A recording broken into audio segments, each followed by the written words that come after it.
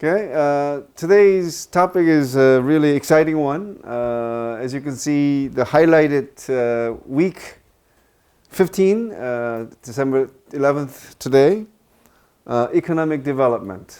And it is often called, what Korea has achieved is called the miracle on the Han River. And if you are familiar with economic development in Germany, you are probably familiar with an expression that goes like miracle of the Rhine, right? So what Korea did economically is often compared with what Germany did right after World War II. And very briefly, I'll tell you why the comparison is sort of unfair for Korea, okay? But anyway, here's the lecture outline. So the first part, I give you a very brief overview of where Korean economy stands in terms of its total GDP, what its world rank is, and so on, right? And then the really important part would be the factors for Korea's economic success. So what did Korea do right, or what circumstances, internationally speaking, were there for Korea's economic growth to take place? And then the third part, I talk about the implications where the question is, can Korea's economic model be duplicated elsewhere? Okay? Because even to this day, many policymakers and civil servants from many developing countries come to Korea to learn about the Korean experience and to see if they could, sort of implement some of the policies that Korea did or had, 60 years ago or so. Okay? And under implication, I also sort of assess the role of the chaebol in the Korean economy. Is that really good for the Korean economy? What about its share of the workforce? If chaebol has a 70% share of the market, does it also have jobs for 70% of the economically active population? Yeah? That kind of a question we'll try to assess. And last implication would be something about, then if Korea has done this or has achieved remarkable economic success, what about other countries, other developing countries? Why aren't they developing? So we'll look into some of the factors which sort of thwart or prevent from other countries to develop, okay? So anyway, so here we go. The first part, as promised, is the Korean economy, a brief overview.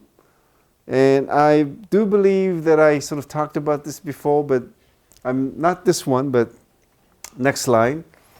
But just for fun, what are 4 Ds that characterize Korea?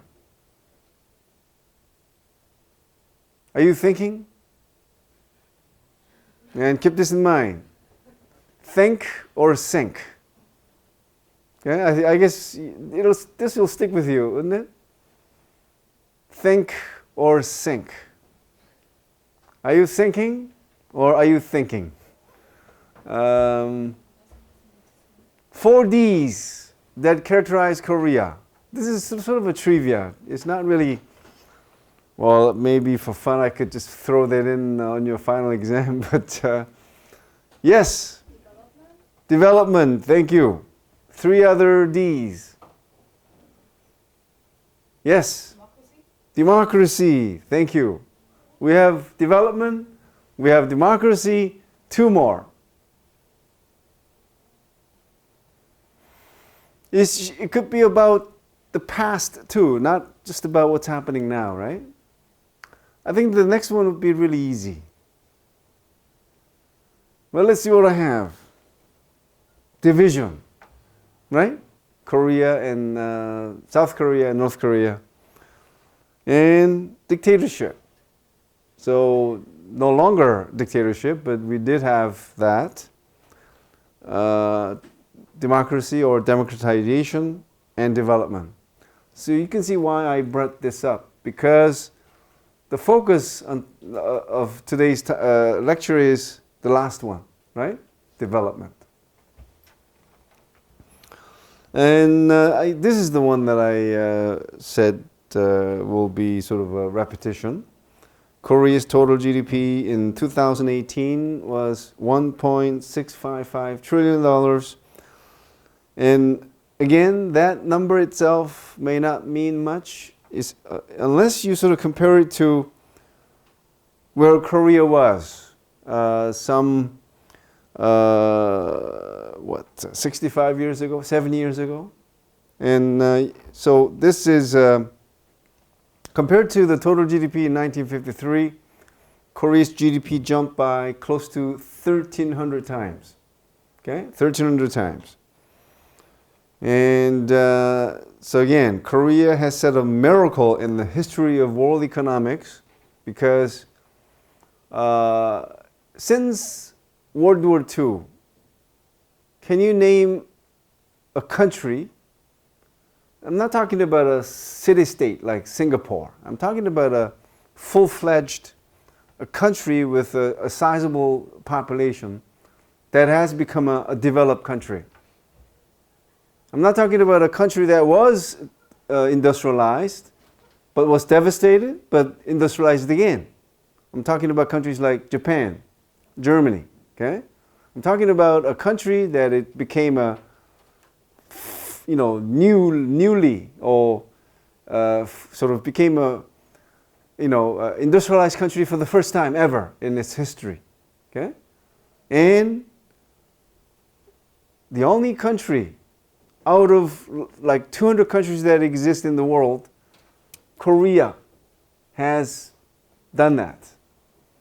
Okay, so it's that difficult. Okay, for any country to become economically developed, because if you are developing something, you are faced with a severe competition from outside. Okay, whatever you want to develop, no matter how cheap your labor force is, whatever is produced outside in mass scale is cheaper, it's better. That is why developing countries, even in the future, have very little chance of achieving economic development unless your country happens to have a large population. Okay? So that means, so if what I just said is true, countries like Brazil, Indonesia, India, Russia, China, they could, because of the potentially huge domestic market, they have a good shot at becoming a developed country. But other countries with a smaller population, chances are very slim for them to become economically developed, because whatever they want to produce, I'm talking about manufactured goods, right? Goods that are sort of produced or manufactured, they'll be facing severe competition from outside. Okay. Anyway, in the 1950s, The Economist, one of the most trusted weeklies in the world, ranked South Korea, along with many African countries, as one of the least likely countries to develop. Okay? They actually put out a rank every year, which country is least likely to develop, and South Korea was always in the top 5, top 10. Okay? And again, the Korean economic development called the miracle on the Han River. And so if someone says that this comparison is unfair, why is that being said? Again, the miracle on the Rhine refers to how Germany at the end of World War II was totally devastated, but within the span of a decade or two, it recovered rapidly, and it became a leading industrialized country, in the world. Okay, but again, compare that to Korea.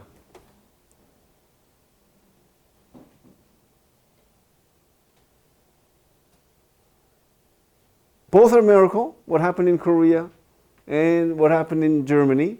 But this is what I'm trying to tell you. You see, look at, before singling out Germany, industrialization in Europe has been taking place over 200 years, since the start of the Industrial Revolution. Okay? But Korea, how long did it take? Or has it, it only like 60 years. Okay? And in the case of Germany, I mean, I'm not putting down what Germany has achieved, but I'm just saying what happened in Korea was qualitatively different, because look at Germany. Yes, the country was devastated, but before it was devastated or demolished by all the Allies bombing and so on, it built, before again it lost World War II, state-of-the-art aircraft. It built state-of-the-art submarine. It built state-of-the-art ships. Okay? It had every technological know-how to rebuild. What about Korea? It had nothing. It really started from scratch. Okay? Because did it have a technological know-how? Yes, it had some factories, but technological know-how were typically sort of owned by the Japanese. And after the World War II, they left. So, and the factories that we had just totally demolished after the Korean War. Okay? So that's the kind of a difference I'm talking about. So, because really Korea had nothing to build on. Okay? Whereas Germany and even Japan did. Okay?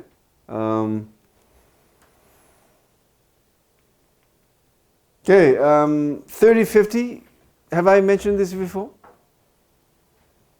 Yes, I did? Okay, then I'll just skip. Thank you. Did I show you this before? Okay. Did I show you this before? Okay. So you got this sense of like what Korea has done in the last 60, 70 years economically, but just to show you where Korea came from, or what its sort of what the situations were like before Korea became economically developed. And so you can imagine, this is sort of a scene from Seoul right after the war. Okay? In 1953. This is Seoul in the 1960s. Specific location unknown. This one is known. You know where Cheonggyeongni is? It's right near the campus. Okay, this is what it used to look like. I've been to the Namdaemun market, right? So this is a scene of a Namdaemun market in the 1950s. And that's what it looks like now. This is Jongno Street. Jongno? This is Jongno now. This is Seoul Station. And Seoul Station now. But the killer shot is this. Have you guys been to Cheonggyecheon? In downtown, newly renovated Stream? You know what it looked like in the 1950s? It looked like this. I mean, I could have shown you more pictures that show how, like, children running naked in a little stream, but it was too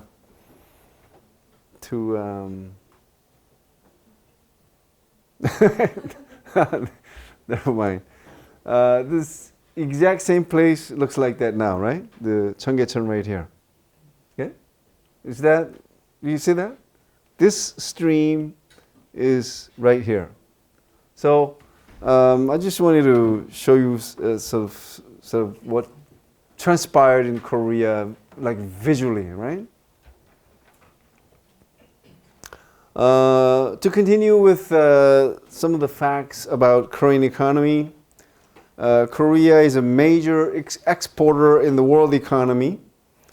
As of 2017, Korea is the world's 6th largest exporting country. 6th largest. Okay? I think it's sort of higher than what you probably expected, right? So look at this number. Between 1948 to 2017, the exports jumped more than 26,000 times. Okay? And which country is the largest exporter in the world? Yes. Number 1 exporting country is China by far. And here's a really nice map. Okay? So number 2 is USA, but far behind Chinese total. Korea is also one of the world's largest importers. It's the 9th largest importer and the number 1 importer in the world. Who is always crying, oh, we import too much? Yes. USA. But then, I don't know if one should be complaining too much because I think Americans sort of enjoy the kind of life they enjoy because of so many good products that are available at such an affordable price. Isn't it true? So I know this one particular political scientist who jokingly said, the only reason why there is no revolution in the United States is because there is Walmart. Okay? And I won't say anything more about that, but I'm sure you'll catch what the sort of the intended message is, right? So there is a nice graph there. So one surprising thing is, of course, that Chinese economy also imports a lot. Okay, it's almost well, not almost as high as the United States, of course, but it's right up there, right? All right. So the first part was about some of the facts about the Korean economy. It's total GDP and also how Korea is one of the largest exporters in the world, also one of the largest importers in the world. The question is, what are the factors that facilitated the remarkable economic development of Korea from the 1960s to the 1980s that set the stage for the country's status as one of the leading economies of the world today? So again, if you want to understand sort of, you know, if you want to understand the factors that made Korean economy what it is today, you sort of have to go back to the 1960s, 70s, and 80s. Okay? So that's why this is sort of a social history of the economic growth of Korea. Okay? So, well, the question still stands. If from what you know, what are the factors that made Korean economy what it is today?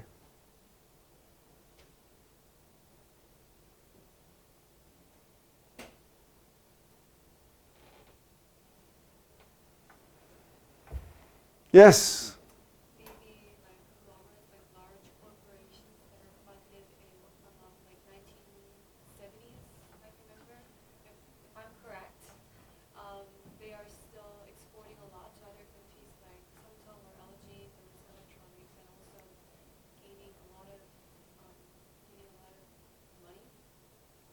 Getting a money from? From those exports, you're making money.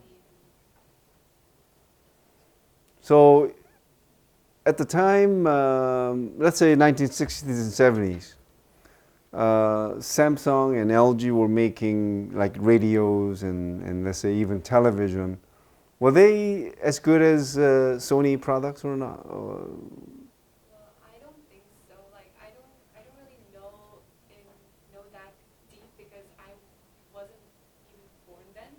But I heard that those conglomerates were funded by the government in order to grow. Oh, well, funding could come in many different ways, right?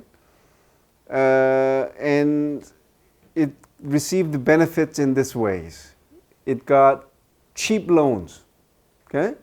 If an average ordinary Joe, had a 10% interest rate, annual interest rate, conglomerates got like 2 or 3%. And it got tax breaks. When I had to pay 30% in tax, and let's say the corporate tax was 20%, even that was slashed to benefit conglomerates. But the biggest benefit that conglomerates received was protectionist policy of Korea. And why was that? Is that possible today or not? But at the time, Korea benefited from that for about 20 years. So while all the best goods were kept out, Korean consumers could only buy Samsung, LG, CJ. So if you look at your grandparents and you see them with bad teeth, why? They only had one toothpaste made in Korea. No Crest, no Colgate, no nothing. Why? They were just kept out. So for 20 years, if consumers are just buying your goods, even if they are inferior goods, how could you not succeed, right? Again, in today's world, it's just totally free competition. You cannot keep out any goods. And it's always cheaper to import than producing your own goods. Because just imagine making a radio from scratch. You have to build a factory, you have to get all these machines, and you have to get technicians who work on the thing. And because the sales will not be that great, the goods that you produce are actually more expensive than the best products that are available. Here's what I mean by things that you produce at home are more expensive. You know Haiti? I'm sure that's how you pronounce the name of the country. Haiti. Oh, okay, so I have to go T at the end. Haiti, it's one of the poorest countries. And you know what the tragedy that involves the country? It's now 100% dependent on outside rice. 100%. What happened? Because of the WTO, Haiti's rice market was open to outside rice. Before this, Haiti had 100% rice sufficiency. What's now? Zero. All the farmers went bankrupt. All. I'm not kidding. Every farmer went bankrupt. Why? The rice that was imported from the USA, from Canada, from elsewhere was much cheaper. And it was not fair because one thing about these developed countries which force open domestic markets in all these countries, many of their farm products are subsidized. Meaning government gives these farmers a lot of money, which makes their product much cheaper. That includes beef too. Okay?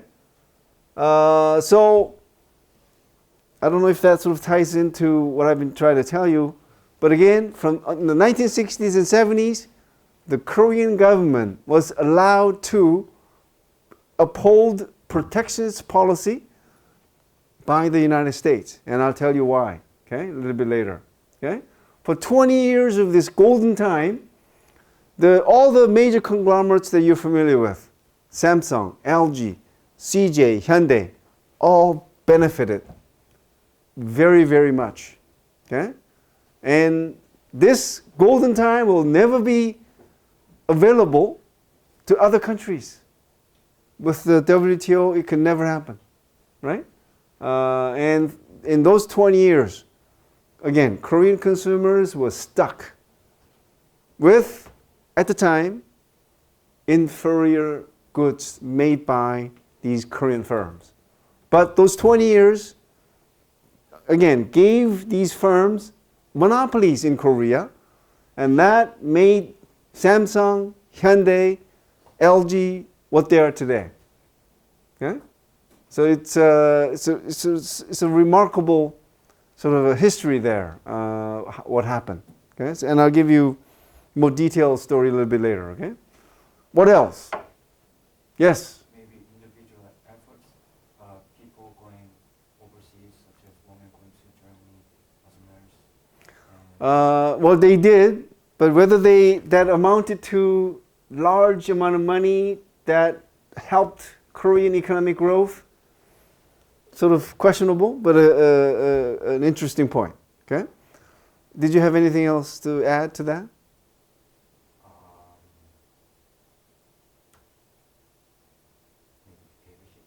Dictatorship. Wow. Well, we have a better term for that. We could call it sort of a guided capitalism. You know, dictators not just dictate, but they also guide. Hey, why don't you do these things this way? Why is it guided? Because if you don't follow, what happens? Right? So I'll leave it at that. What else? Yes? Timing. And if you want to elaborate? For example, every economy should open the stores at the right time. Just like kind of how Korea did. I think Korea was getting a lot of investment from the U.S. I think, and also there was new markets opening up in steel. And Korea just took the opportunity for that, and it was the correct timing for them to go into that even though faster. Well, I think if you want to mention timing as a factor, you could mention, for one thing, Cold War, because Cold War made the USA do things differently with Korea, right? And I think that's a major event, not for every country, but especially for countries like Japan and Korea. And also, when it comes to timing, the fact that, I mean, we're sort of jumping ahead, the Vietnam War and also the construction boom in the Middle East, all of these events afforded Korea chances to earn, you know, foreign currency. Okay? So anyway, that's a good, timing is a good one. Anything else? Yes? I wanted to say two things. First, I think it's like already mentioned before, but strong government-centered economic plans, like Guided capitalism. So, as far as I know, like back in the 1960s and 70s, we really pushed for export-oriented industrial. Right. And I think secondly, our Korean like nature, like in the DNA, I think we tend to be very like diligent. Hardworking. I don't know if other students, especially those from outside Korea, would agree with that. Koreans having, would everyone agree that Koreans have this DNA where they are like hardworking? It's like mountain DNA kind of thing. No. I'm just playing a devil's advocate, right? Do Koreans like hiking because there are a lot of mountains? Or because even if there were so many mountains, do you think they would have liked hiking? I'm sure that your answer is the former, right? So yes, it is true, Koreans are very hardworking, but I don't think we're born with that. It's the circumstances that make us sort of, because competition is what sort of makes us work hard. And I guess if you want to talk about sort of other stuff like geography and how we have such a huge population in a small land, I think that is a bigger factor that makes us so working hard, because unless you do, you're sort of left behind, right? But anyway, the fact that Korean workers work so hard, especially during the period of industrialization, is something that is always recognized as one of the big factors. Okay, so that's a good point. Okay, without saying they were born with hardworking sort of genes or whatever, right? But a good point. Anyway, last call. Any other factors that we could mention as being a contributing attribute for Korea's economic growth? Yes. What was the first word you mentioned? Urbanization. The second wave, I would say. Mm. The Japanese colonization. A lot of young people move from rural areas to the cities, so there was like a cheap workforce. Ah. So at the end, cities would become bigger and bigger. So the workforce was all time there, and then the city were becoming more and more important. Okay. Urbanization, which attracted a lot of, especially young people from the countryside, and that created a large pool of cheap labor who could easily be employed. Whether that sort of served as a factor for economic growth or not, of course, without workers, you cannot achieve economic development. I mean, it's not on my slides here, but I'm sure it's something that we could think about as a potential factor. Okay, good one. All right. Since that was the last call, I'll show you what I have, and I'm sure you're familiar with these, right? Because I showed you these in the sort of lecture outline, right? So, international factors I'll first, talk about, and then the role of the government, guided capitalism, okay, and culture. I think, every so often, right, Confucianism creeps in, doesn't it? When we talk about culture, there's Confucianism. When we talk about family, there's a Confucianism. When we talk about gender, there's a Confucianism. And when we talk about aging, Confucianism. Why? Although I never really spelled it out that way. In what way Confucianism is tied to aging problem?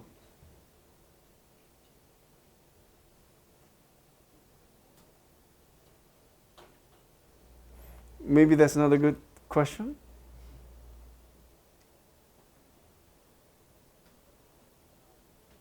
Not aging, but multicultural Korea.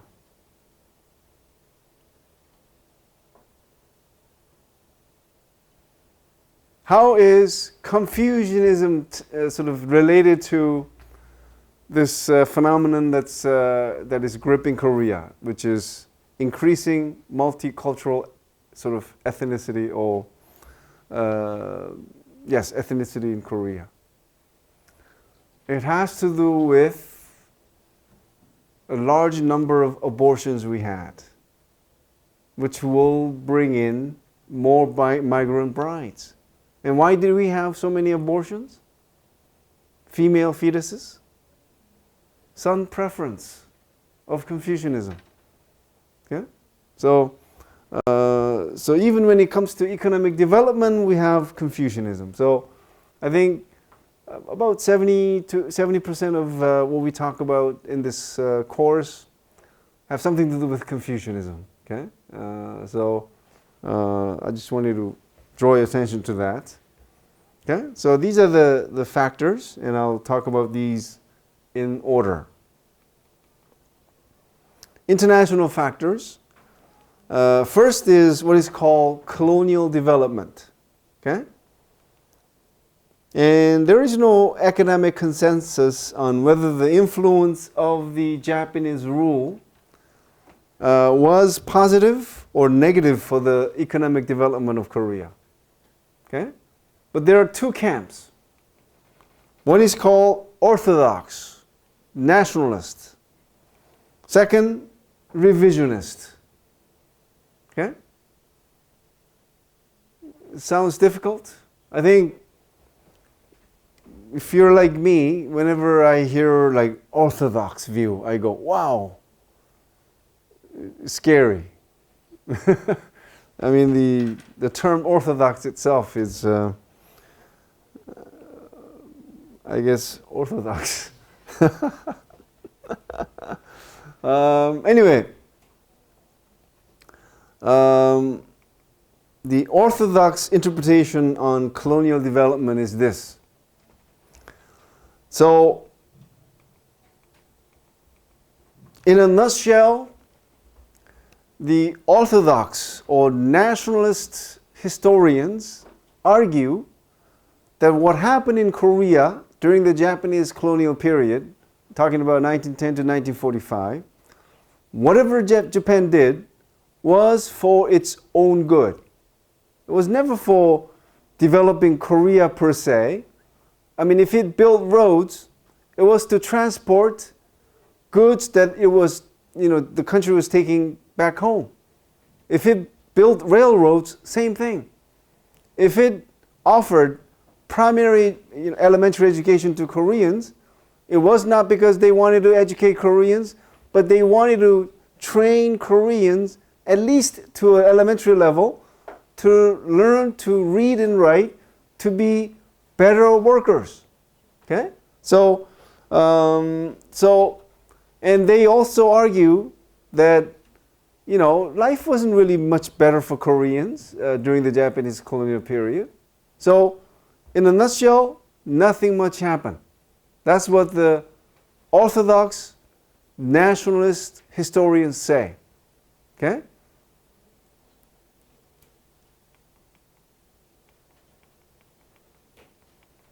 You see why the next point is revisionist? Because they differ from the orthodox view. And they argue that economic development did occur during the period, and the Japanese colonial experience laid the foundation for later economic development in Korea. Okay? So all of these are their key points. Okay? So Japanese built roads, it built schools, it built railroads, it built utilities, rice mills, textile factories, oil refineries, shipyards. Okay? So these all happen. Okay? Now, what do Orthodox say to this? That every one of these, practically every one of these, was destroyed during the Korean War. Okay? So when Korea began its industrialization in earnest in the 1960s, they did not make use of these because they were all destroyed practically. Okay? And also, first Korean businessmen, bureaucrats, technicians, and white-collar workers were trained under the Japanese colonial system. Okay?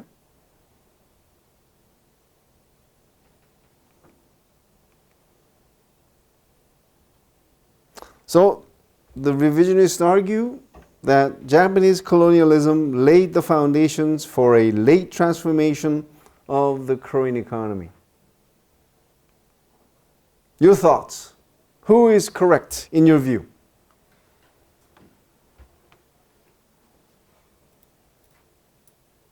Should the Japanese colonial government take credit for what happened in Korea in the 1960s, 70s, and 80s? Yes.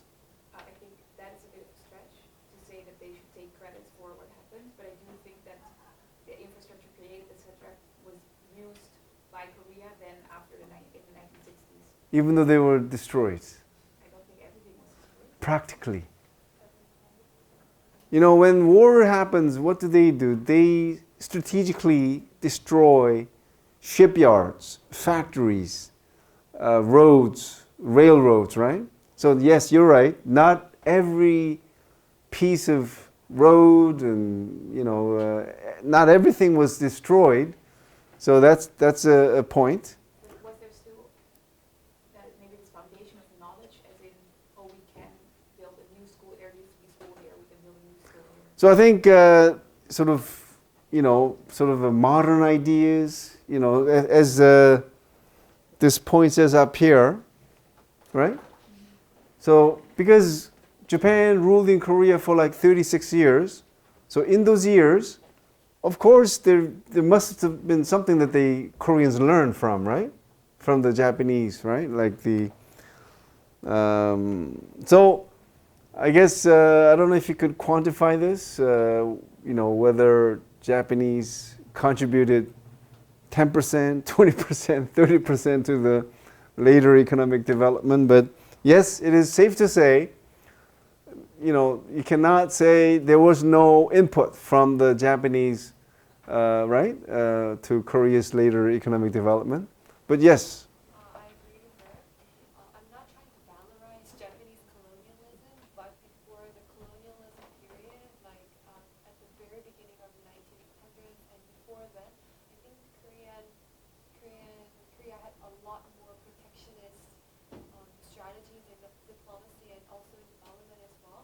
So I think that maybe Japanese colonialism was an initiatory point that brought a lot of developments that Korea had never had before. Okay, good point. Yeah. It's an outsider's view, and I only have like a class on Korean history, so I'm not like saying that my view is in any point like totally correct, but I do think that it's a big stretch of saying Japanese colonialism laid the foundation because 90% was destroyed. Like people had to build their houses out of nothing to survive, and the war they brought Korea, the Second World War as well, and then later on when Korea was split into North and South, where there was again years of war, which I think destroyed the rest that was like that survived from World War II. So it really had to start from scratch, and even though like the people that were educated in the Japanese system were there, they also primarily were there as like to aid the Koreans for the Japanese. So like whatever they had to do was with the primary thought that it would lead to Japan becoming a better power. Nothing for Korea itself. So yeah. Was not currently the compensation made by Japan for the post-World War II and such, and also with the split of the two Koreas, a lot of the resources needed to industrialize and such are largely located in the north, so I think that just really that complicates the issue. So I think that we can't specifically say that Japan helped or didn't help because of the separation of the two Koreas. The question is it just South Korea on its own arm? Well, as you can sort of feel, even among the students, we can't really agree which side is correct, and we don't have to decide that, right? But at least you gotta know what the two different views are, and maybe you could self-impose. If I were to choose sides, what will it be and why? And again, I'm not going to ask you that. I'm not going to ask that on the final exam, thankfully. But at least in your own time, think about that, okay? Pros and cons of each view, and which makes more sense, okay?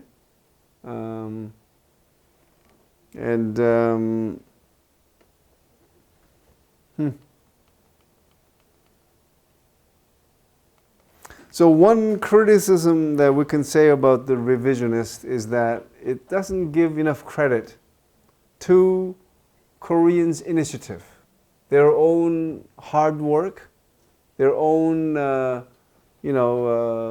sort of efforts and sort of ideas that sort of worked, right?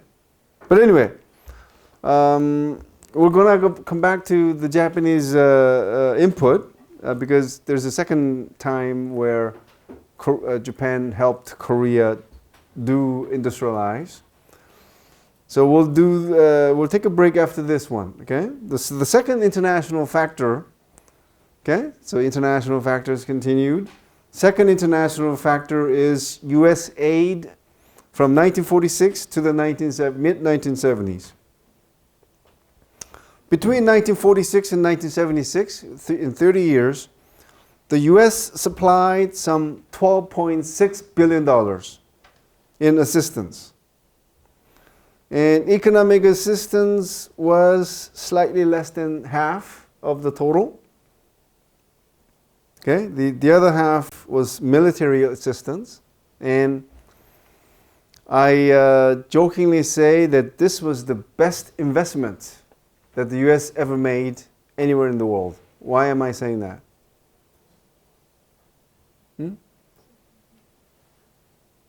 See, the thing about the U.S. military aid is that once you buy an equipment or system from a particular country, you sort of have to keep on buying from the same source country, right? So, Korea is one of the top 10 importer of arms in the billions of dollars each year, okay? And so that far exceeds what Korea received from the United States in 30 years. We spend more money than that each year today, okay? And U.S. interest in Korea came from U.S. interest in Korea for its strategic importance, okay? So, yes, Cold War is over, but back then, 1940s, 50s, 60s, and 70s, Cold War was a big thing. It was so big that even in the Olympics, the Soviet Union, and at the time Soviet Union, of course, and the USA had this big competition going on, which country would, get more gold medals, right? And what about the competition to send the first man to the moon? That was a big thing too. Space race. Yes? Were these economic assistance, was it in the form of a really cheap loan or is it actual gift? Oh, gift. Same as the military? Yes. But again, but with military assistance, let's say they give you a tank for free. But then if the tank breaks down and needs parts, then that's when you have to buy from the source country, right? But with economic assistance, it was purely like money given. When Korea needed money to buy things, that's when they either gave Korea the things that the Korea needed or provided cold cash. So again, going back to why U.S. was interested in Korea, I'm sorry to say to Korean students, it was not because Korea is beautiful, but because again, what's the number one thing about political science? It's not principle. It is not philosophy that moves states. It's circumstances. It's always circumstances. That's why there's no forever enemy, right? Even enemies sort of change from time to time, right? So anyway, so at the time, U.S. believed a strong capitalist economy or prosperous economy would lead to more anti sort of communist sentiment among South Koreans, because in 1945, when Korea was liberated, even in South Korea, I mean, we didn't really have like a poll asking people, right? But the census, what was sensed was that there were a lot of sympathizers for communism, because, you know, that's what it was. Anyway, this is a nice graph showing what Korea received from the United States. Okay, so the first one, the upper part is the economic aid, the middle part is the military aid, and there is your total. Okay, so at the time, a big amount of money, right, for Korea at the time. Question: which two countries received more aid than Korea during the same period? From 1946 to 1976, two countries received more aid from the United States than Korea. Which countries are they? Hmm? No, Germany is not. Japan? No, good try. Both good try. Yes, Vietnam. So you are surprised? Well, it's not like Vietnam received aid like from 1946. It was not. The reason why, you know, the figure for the aid that Vietnam received from the United States is so high is because just for the brief period of time when USA got involved in the Vietnam War, that's when it poured in so much of its own money. Okay? And the other country is? It's a hint. This country still receives billions of dollars in aid to this day, even though it is a developed country. It is? I've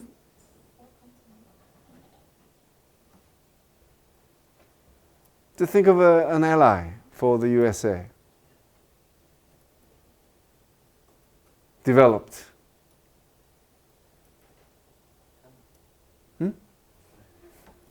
It's Israel. Okay? So this is the point I told you about before. Because US, you know, again, this is the height of the Cold War, and US believed that a prosperous economy in South Korea would help thwart the spread of communism. So what did it do? It not only gave economic aid, military aid, but also, more importantly, it gave Korea unlimited access to the US market while allowing Korea to uphold a protectionist policy. So here's the case. Korea was allowed to sell anything it made to the United States, the biggest market in the world. But US allowed Korea to have a protectionist policy, keeping out, you know, not only the US goods, but all other goods. So during that period, Korea imported only things it needed, like steel, rice, meal, sugar, right? Just the basic essential stuff. Okay?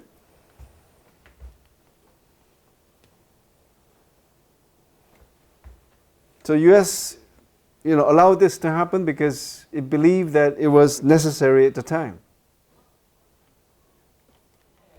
Okay, welcome to the second half of the last class of the semester. I could almost choke in tears, guys. So, to review very, very briefly, in the first half, I talked about some of the facts about the Korean economy, and then I just started talking about the factors for the remarkable economic growth of Korea. Two of which were, first, colonial development. By that, what is meant is that although it is controversial, there's a debate over the role of Japanese colonial period for later economic development of Korea. The second point was the U.S. aid, okay, between 1946 and 1976. The third international factor, and this is what is called second sort of period of Japanese influence, because why does it say Normalization Treaty of 1965? Because after Korea was liberated from Japan in 1945, for over 20 years, the two countries did not have a diplomatic relationship. Okay? No embassy on either side, no trade, no nothing. Okay? So, finally, in 1965, and this was brokered by the United States, okay? Because, after World War II, Japan became an important U.S. ally. Korea was also an important ally. So, anyway, as a compensation for Japanese rule in Korea for 36 years, Korea got $300 million in grants and $500 million in loans. Okay? And what did Japan get? So this is, again, it's an easy amount to remember, right? $300 million in grant, so free money, right? And $500 million in loans. This is what Korea got for 36 years of really, harsh rule, right? In return, this is what Japan got. It received immunity from all acts, and maybe if you wanna use a more harsh term, atrocities committed during the colonial rule. And that includes comfort women, forced laborers. So to this day, whenever there is a court case involving, former comfort women or forced laborers, the Japanese government and the Japanese court keep on pointing to this normalization treaty. Okay? Back in 1965, Japanese government, the Korean government agreed that with the grant and loans that the Japan gave to Korea, Japanese citizens or firms, soldiers, they are immune from all types of criminal or civil suits. Okay? So this is, this is still going on, right? Because right now, the conflict between Korea and Japan is really about this. Okay? And the normalization treaty was welcomed by Korea, Japan, and the USA. So at the time, although in Korea there were like demonstrations against it, because there were still sort of anti-Japanese sentiments at the time, but at least the Korean government, Japanese government, and the US government all welcomed it. Why? USA, which was the biggest financial backer of Korea, was slowly pulling out. Why? It needed to spend every money it could to fight a war in Vietnam. Okay? Now, why was this welcomed in Japan? Because with the normalization treaty, Korea could become a new market for Japanese products. Then most importantly, why was this welcomed by the Korean government? Well, I'll leave that up to you. Why was this normalization treaty welcomed by the Korean government? This is 1965. Are you thinking?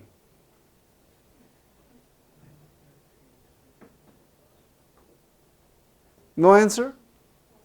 So I have spelled out why this agreement or normalization treaty was welcomed by the USA, welcomed by Japan. But what about Korea? The biggest partner in all of these.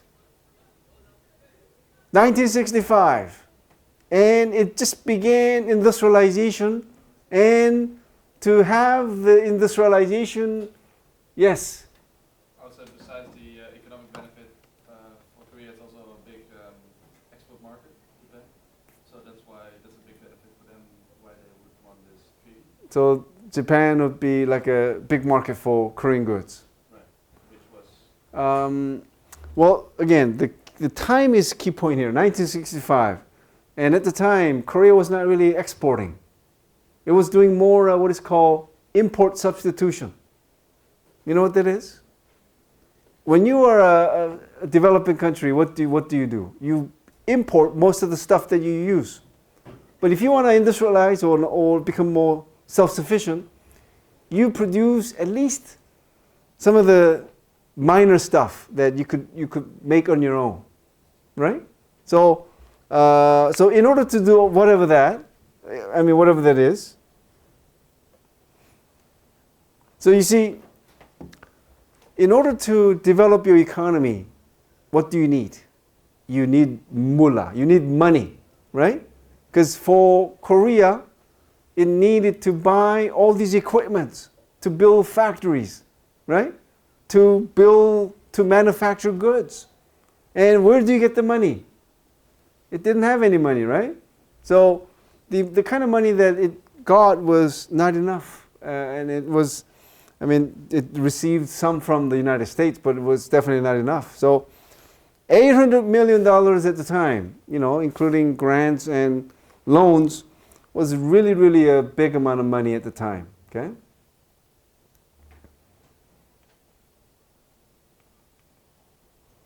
But there was a strong opposition to normalization, like I said.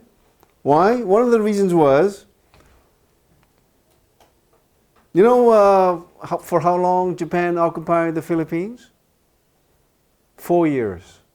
42, 43, 44. Yeah, 4 years. And how much did Japan pay to the Philippines? $600 million, double the amount that was paid to Korea.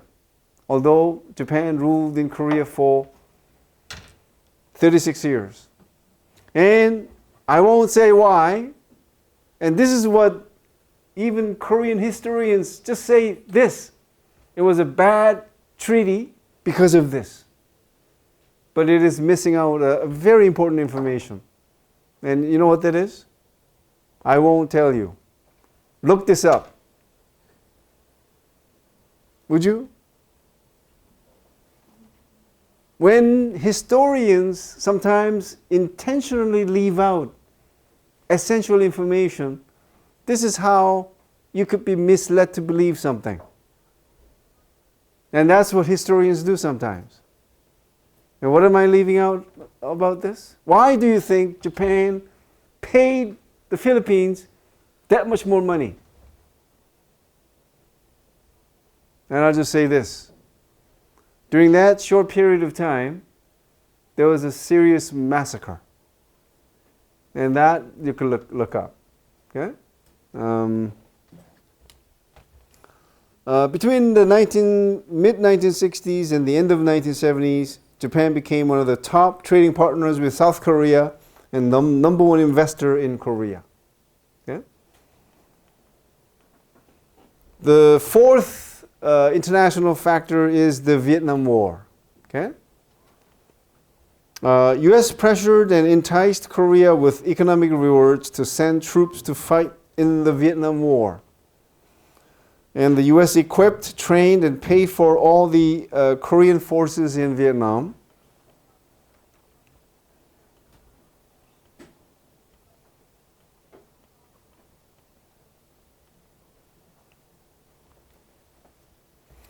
So I'll be showing you some figures, how big there was, okay? Remember, normalization treaty with Japan, $300 million in grants, $500 million in loans, right? And here we go.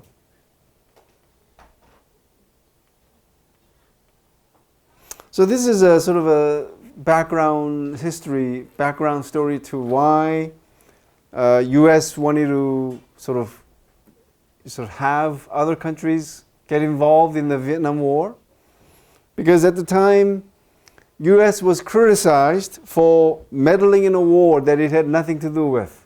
Okay, it was sort of like a race war, you know, white USA versus Asians, kind of, right? But with the participation of Korea and other countries, it became more like an international war.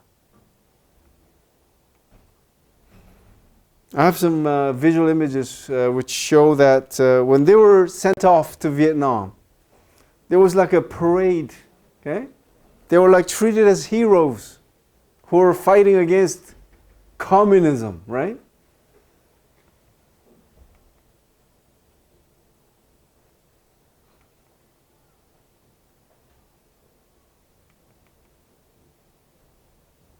So this is what Korea got for getting involved in the Vietnam War. $266 million in salaries, $283 million in exports, $486 million in construction, supply, and so on. So we're talking about, over $1 billion, okay, at the time. And this is when Hyundai and Hanjin, which is most notable for having like its Korean Air owning company, right? So in just 7 years, Korea made this much money from the Vietnam War. Okay, again. That's a lot of money for the Korean government at the time.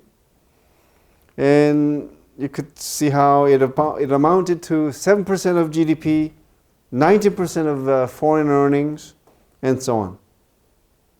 So I got the animation mixed up, but throughout the modern history, there have been two particular cases where countries benefited from war. First example is the United States. Why? When did the Great Depression happen in the United States? To be exact, 1929. And US got involved in the World War II exactly 10 years later, and that's when the US economy turned around. That's when there were so many jobs that women, wives, began to work in earnest for the first time in US history. And it had enjoyed one of the biggest economic growth in US history. Okay? All because of World War II. Because it was not only making arms for US Army, Navy, and Air Force, but also for allies. Okay? Second good example is Japan. When US got involved in the Korean War, because Korea was, almost totally demolished, US received almost every supply from Japan. So Japan, for 3 years of the Korean War was like it sort of provided a very big impetus for Japan's recovery from, the devastation that it suffered from World War II. Okay. Also, Korean firms made use of the Vietnam contacts and experience to expand into the international construction business, and that is the Middle East. So between 1974 and 1979, Korea's top 10 재벌 took home about $22 billion in construction sales. I don't know if you know, but even to this day, we have 재벌 construction companies doing business in the Middle East. But instead of hiring Korean workers, because no one would want to work there for like a $500 a month salary, right? So the companies are there, but workers are all from other parts of Asia, like Pakistan, Bangladesh, India, right? All right, so that concludes the part on the international factors. Remember, colonial development, U.S. aid, the normalization treaty with Japan, and fourth, the Vietnam War. Okay. Now the second sort of factor for the economic growth of Korea is the role of the government. And the key figure in Korea's economic development is former President Park Chung-hee. And he came to power through coup d'etat. So in order to legitimize his regime, he devoted himself to economic development. So one of the few guys or few leaders who actually did something right when he came to power. And without giving you other examples, you know what I'm talking about, right? Throughout the world, especially in developing countries, many leaders became what they are through military coup. But did they do something right to, make the countries that they came to power for through military coup a better place to live? In most cases, no. Okay, I could give you one good example of Nigeria. I think it probably had up to 10 different presidents who came to power through a military coup. But what happened there?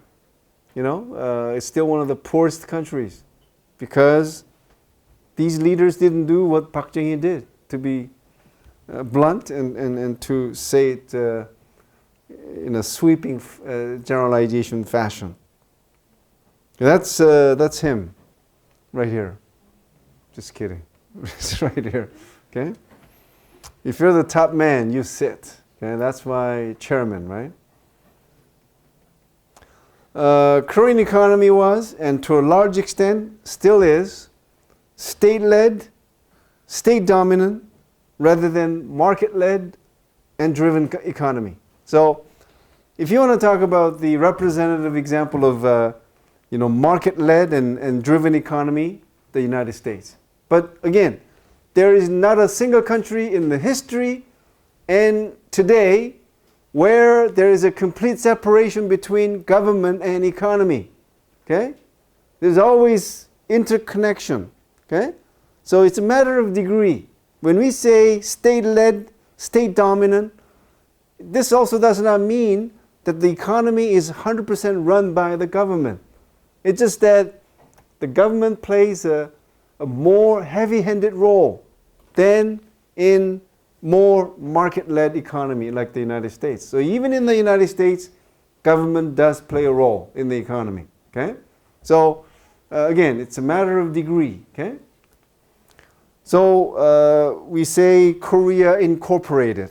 So don't you ever say Korea Inc. All right? Korea Incorporated, and that's a copy of what was used to say about Japan. Japan Incorporated.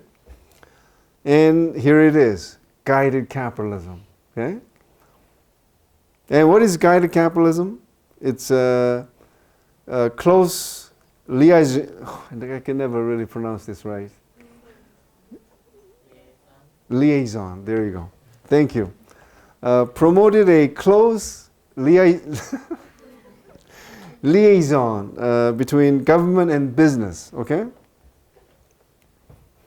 So the government planned and implemented policies to develop the economy and to steer the economy in desired directions. That's what guided capitalism is, and I'll give you a more detailed information about guided capitalism in Korea between 1960s and 1980s.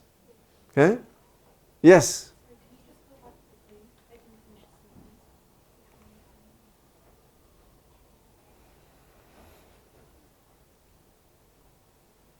I think this keyword will be with you as you hit the bed tonight.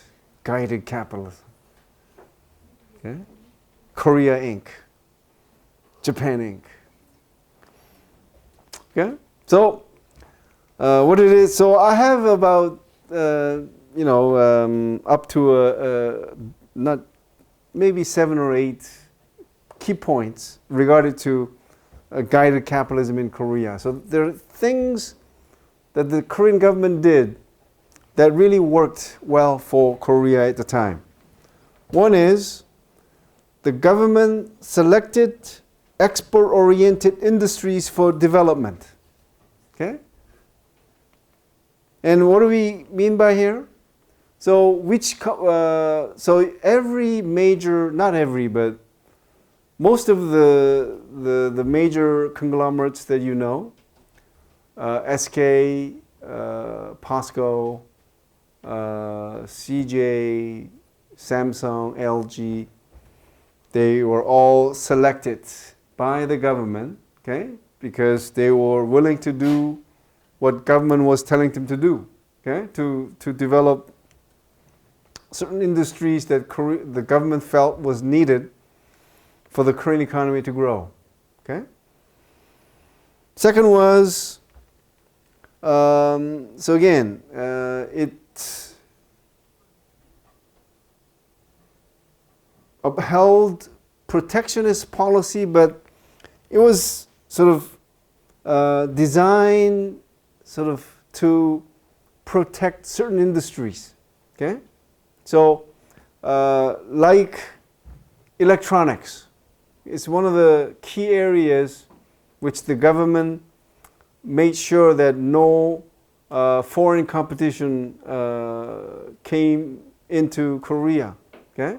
So, in the 1970s and 80s, you know, whenever Koreans went abroad to like live or study or to visit, coming back with like a hidden Sony radio or whatever was such a big thing, okay? Because you just couldn't buy it, okay? So this is what, again, I'm giving you some of the specific details as to what the government did to help the Korean economy grow in a desired direction, okay? So one is, it sort of selected export-oriented industries, okay? Like, for example, electronics, okay? For development. And it protected the domestic industry by keeping out imports, which could stifle the growth of the domestic industry. Third is, the state entrusted the chaebol as a major undertaker of industrialization. Okay? And, you know, chaebol got all kinds of privileges. And one of them includes cheap loans with long maturity periods. Would that happen in like Germany? Would that happen in the US? No, right? But it happened in Korea back in the 1960s, 70s, and 80s. And this is a very important point too, because Korea at the time had a low international credit rating. Borrowing money was sometimes difficult, or the interest rate was very high. So what the government did was this: hey, if Samsung wants to borrow money from you, tens of billions of dollars, no problem. The Korean government guarantees it.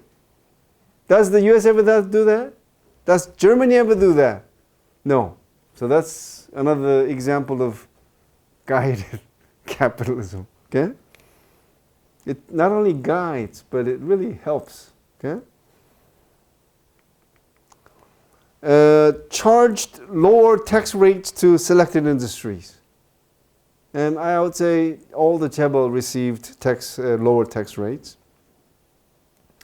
And protected selected corporations by restricting entry of other firms into the same industry. And this is what bothers me a lot. You know why? I don't know if I mentioned this before. CJ made tons of money by being the sole importer of sugar and flour. I'm talking about flour that you eat, not roses, you know? And you know why that bothers me? Let's say someone could import better quality sugar at cheaper price. What happened? If you came up with an idea, what happened?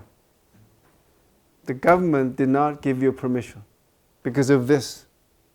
So shouldn't CJ, which became what it is today because of this, and it hurted Korean people, right? Shouldn't the CGV, you know what CGV is? It's a movie theater chain owned by CJ. Shouldn't the movie chain group open all its theaters for free for like a month of December? Shouldn't it? At least for movies like Frozen Winter. No. What is the big major movie right now? Oh, Frozen. Just Frozen 2. To the children of Korea, okay? Whether they're, Korean citizen or not, shouldn't the movie be shown for free to all Korean kids? Because of this. Nobody agrees with me on this? Right? I mean, every conglomerate owes its existence to all of this guided capitalism at the expense of Korean consumers. Because they didn't get a good deal on things they bought. Because they had no choice. Because by government design. Okay? So, in the same breath, I also say this. Have you been to Everland? It's owned by Samsung. Shouldn't Samsung, on Children's Day at least, open the park for free to children? Yes or no? Yes. Thank you.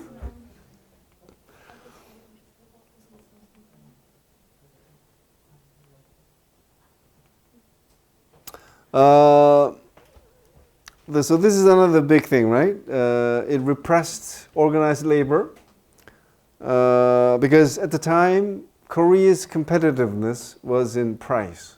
So it felt that, if the workers' rights or workers' demands were met, Korea or Korean firms would lose their price competitiveness, right? So this is also part of what? Guided capitalism. Okay, so what did I talk about so far? First was the Korean economy in terms of certain facts. And then in talking about the factors for the Korea's economic growth, I first talked about the international factors. Second was the role of the government. Third factor is the role of culture and so timing is there, but I deleted the slide at the last minute. Okay, so just call it a role of culture. Okay, and the first sort of aspect under the role of culture is Confucianism. Okay, why? Because Korea's industrialization was facilitated by the following pro-growth ethics of Confucianism.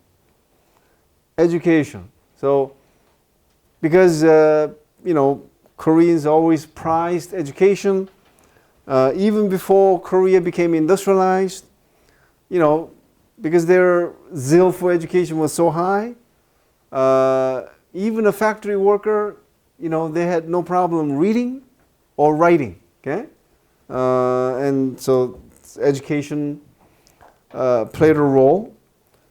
And Koreans, hardworking, and that's sort of a Confucian value. Self-discipline, harmony. So when they worked in a factory or office, they sort of worked well in harmony, not being confrontational. Collectivism, sacrificed for the sake of the group. That includes company and the nation, of course.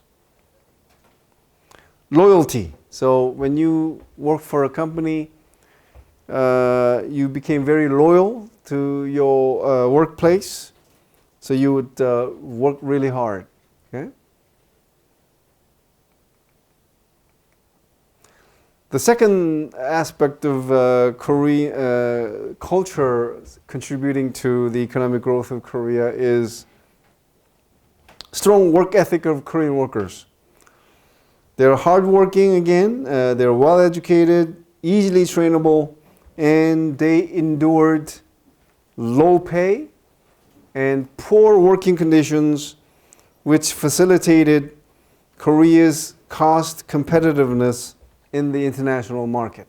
Okay?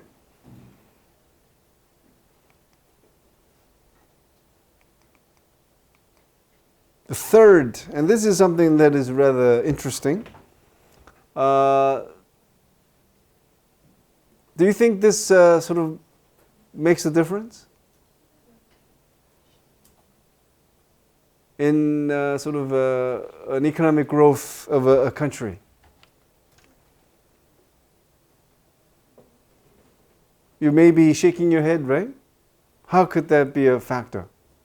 But let's see after what I show you. Let's see what whether you agree or disagree. For developing countries to economically develop, nationalism could inspire the people to commit themselves to industrial norms and endure long hours of work for low pay.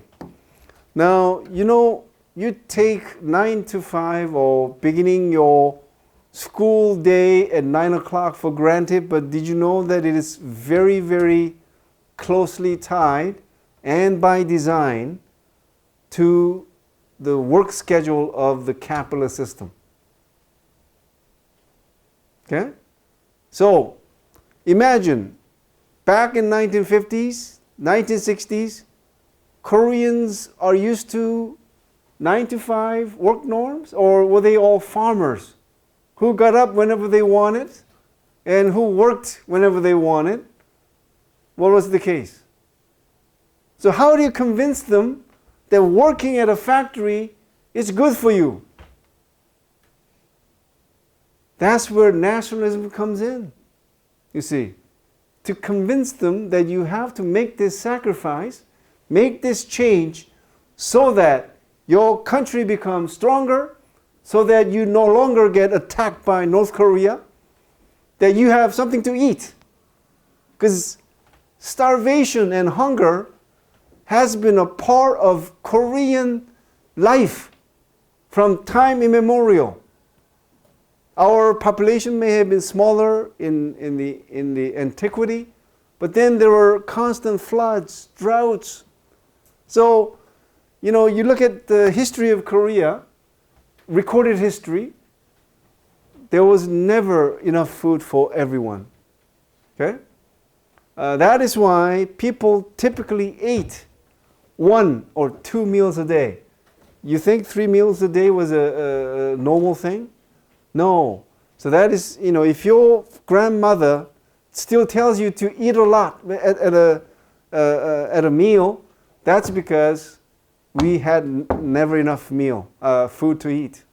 So that's why we never said, enjoy your meal, like in the West, bon appetit.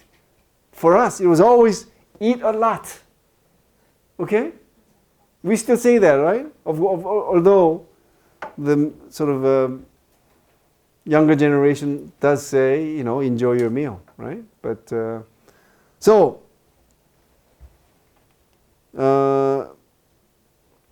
and it is believed that nationalism also played a role in the Japanese economic development and also Taiwanese. Okay, and Korean leaders reinforced the idea that economic development is the best solution to all social ills and for achieving various national goals. And I already mentioned this, right? Eliminate starvation, eliminate poverty, improve living standards, improve public services, strengthen sovereignty, because this played an important role too. How many times Korea was invaded throughout its history? Okay? Many, many times. And many, many times foreign forces occupied our land. Okay? And also to defend better against potential attack from the north. Okay? And in promoting the industrialization-focused nationalism, Japan was used as an enemy that we needed to catch up, beat, or surpass. Okay? And what was the other enemy? North Korea. Okay? I mean, the mood now is more congenial, right? But in the 1960s, 70s, and 80s, when there were these drills, like emergency siren going on for like 3 minutes, man, people panicked because they had this memory of the war, right? And these ideas in posters and banners were like in offices, in factories, on the street. Wouldn't you say that Seoul is like a city of banners? Wherever you go, like banners with like, imagine those banners filled with "Let's catch up with Japan, let's work hard." That's what it was. Okay, nationalism in the service of industrialization. Okay, in elevators. And even at churches, you would see father, priests, and pastors say, Christians, we got to work hard so that our country could become stronger against North Korea, and so that we don't have to starve anymore, right? So there you go, nationalism. And as promised, I think this will be our last part. And this is where I talk about something really interesting. Okay.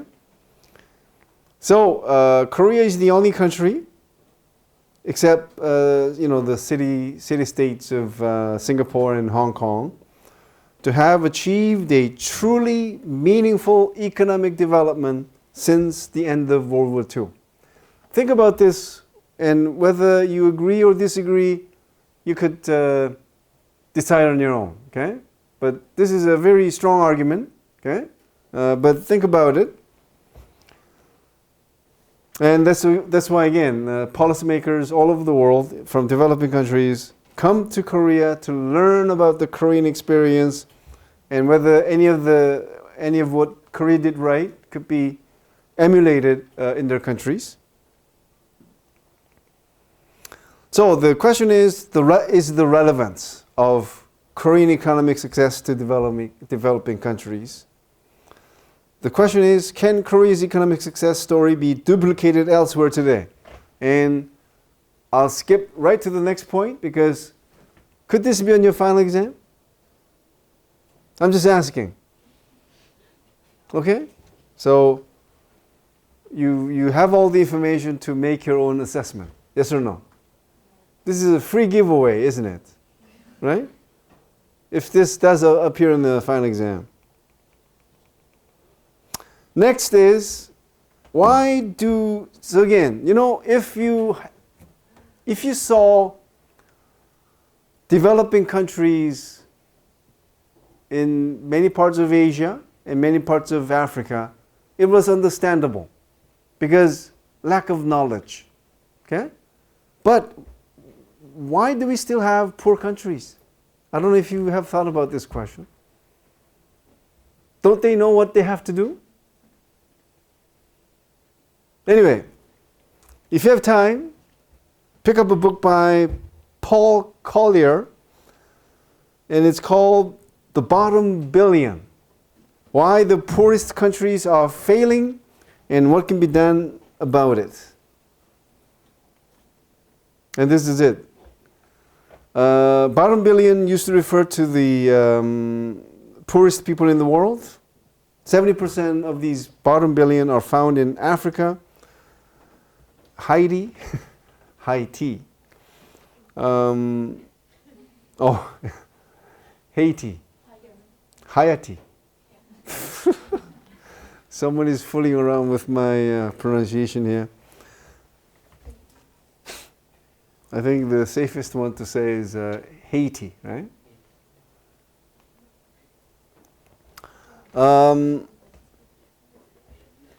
I don't have much time to really talk about this, but this author argues that there are these 4 traps which make many poor countries very difficult to escape. Okay? And these traps, again, keep these poor countries poor. Okay? So the first one is conflict trap. So in these countries, there's either civil war, constant fighting, really violent fighting, right? The second trap is really sort of ironical, because instead of saying these countries lack natural resources, it's about countries having too much natural resources, usually just one, like oil. So Nigeria would be a good example, right? Nigeria has the 5th largest oil reserve in the world. Well, it's still one of the poorest countries in the world, right? So there is this excessive dependence on abundant natural resources. Okay? Third is landlocked countries with bad neighbors. Even on a personal note, if you live next to a bad neighbor, it's a terrible thing. But imagine if it is at a national level. You're landlocked and you're surrounded by, neighboring countries. They're just not good, always fighting. Even divorce is contagious. Did you know that? If you have a friend who gets divorced, your chance of getting divorced gets about 70% higher than if you didn't have a divorcing friend. Okay? Why I mentioned that? I don't know. So just move on.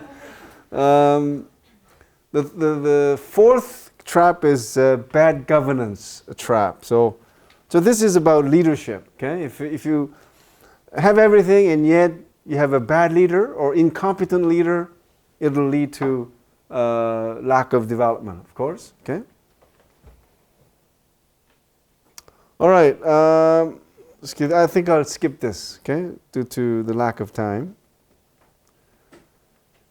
The last one is this. If you talk about the Korean economy, I'm sure the sort of the next big keyword is chaebol, right? So I'm sure you've experienced this when you go shopping. Pretty much everything is like big name brands, right? Like Lotte, Samsung, if it is car, Hyundai. Now, so the situation is this. Is chaebol good for us? Or is it good for the Korean society, good for the Korean economy? And to get a good sense of where chaebol stands, the next slide will be very helpful.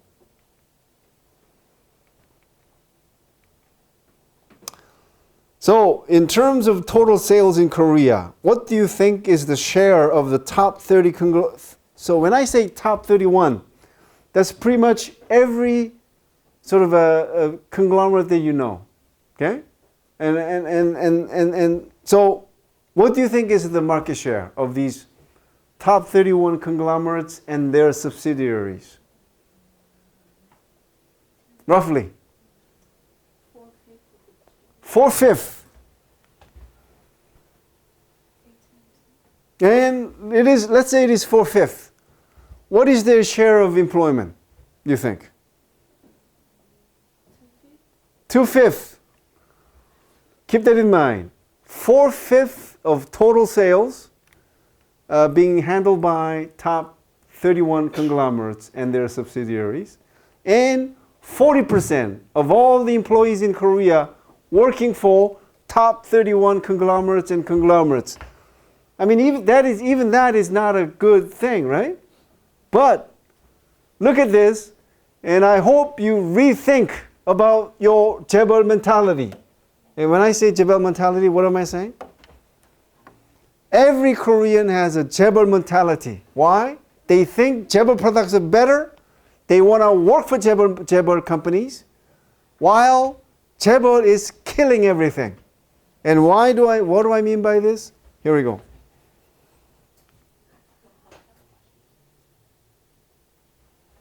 So, 31 largest conglomerates is good for 84% of country's total GDP. So she was almost right.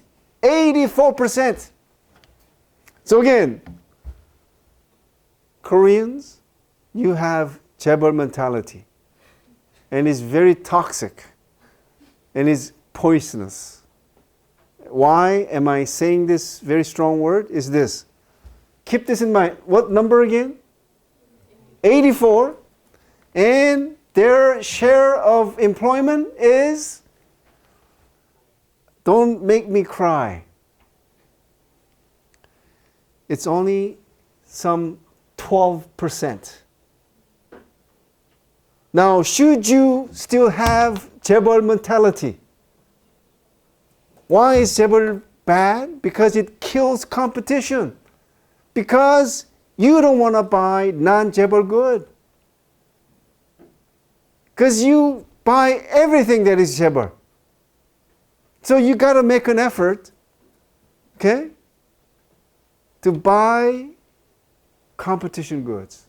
And that's what I do. I mean, I'm not saying I buy, for example, non-Samsung phone, but at least when it comes to, you know, like a iron or television or computer, something you could do non-buying, you know, you don't have to, again, not buy 재벌 products all the time. You got to make an effort if you think this is there's something wrong with this. Okay?